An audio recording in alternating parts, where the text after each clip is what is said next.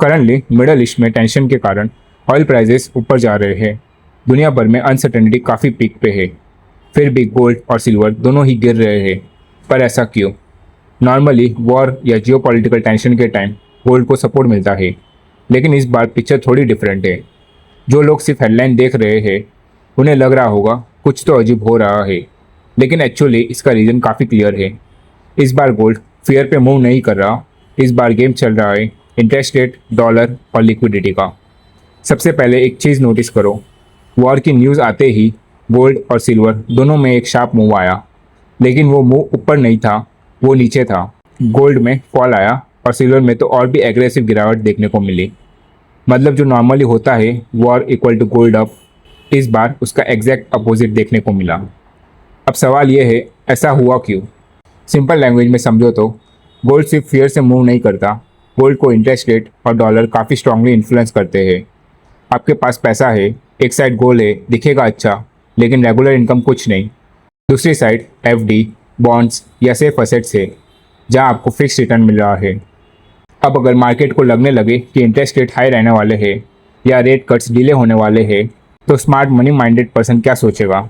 Boss, gold को क्यों hold करे जब सेफ रिटर्न्स कहीं और मिल रहा है?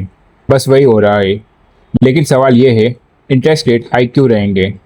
सिंपल सी बात है, वॉर ने एक और प्रॉब्लम क्रिएट कर दी है, ऑयल सप्लाई में डिसरप्शन। मिडल ईस्ट में टेंशन के बाद क्रूड ऑयल फिर से $100 पर बैरल के ऊपर ट्रेड करने लगा।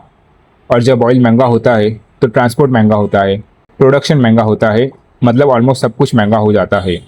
यानी इन्फ्लेशन का प्रेशर बढ़ता है। और जब इन्फ्लेशन बढ़ता है तो सेंट्रल बैंक्स रेट्स जल्दी कम नहीं करती, क्योंकि उन्हें महंगाई कंट्रोल करनी होती है।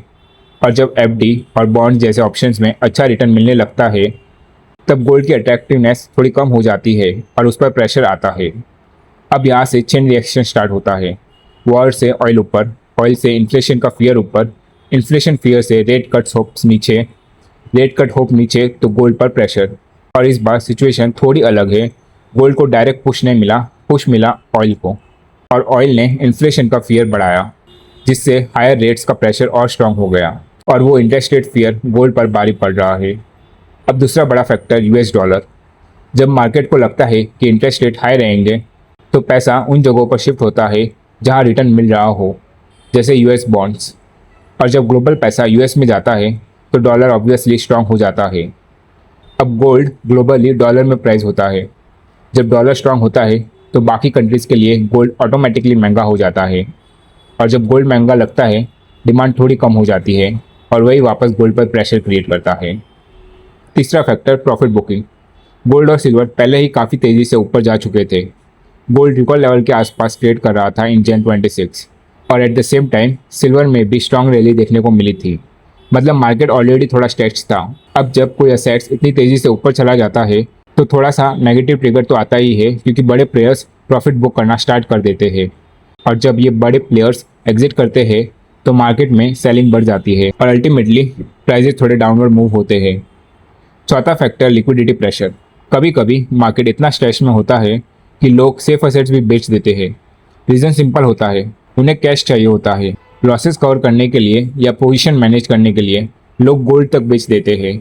हमेशा गोल्ड में सेलिंग आना मतलब गोल्ड वीक है, ऐसा नहीं होता। कई बार इसका रीज़न ये भी हो सकता है कि मार्केट को कैश चाहिए, और जब मार्केट को कैश चाहिए होता है तो गोल्ड भी बच नहीं पाता। अब आते हैं सिल्वर पर।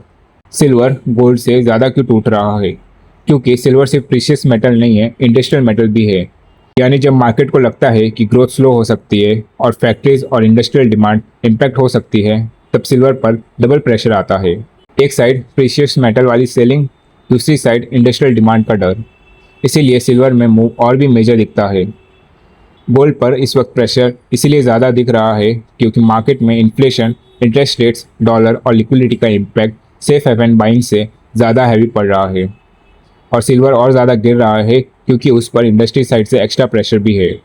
तो नेक्स्ट टाइम अब जब कोई बोले आपको बाय वॉर है, गोल्ड तो सीधा ऊपर जाएगा, तो उसे बोलना पहले देख इंटरेस्ट रेट क्या सिग्नल दे रहे हैं, डॉलर कैसे मूव कर रहा है और ऑयल प्राइजेस कहाँ जा रहे हैं। क्योंकि मार्केट में हेडलाइन वॉर की हो सकती है, लेकिन शॉर्ट टर्म डायरेक्शन पर रेट्स, डॉलर, पोजिशनिंग और लिक्विडिटी का इफेक्ट ज़्यादा पड़ता है। अगर आपको ऐसे सिंपल और स्मार्ट ब्रेकडाउन्स पसंद आते हैं तो लाइक और सब्सक्राइब ज़रूर करना। मिलते हैं नेक्स्ट वीडियो में।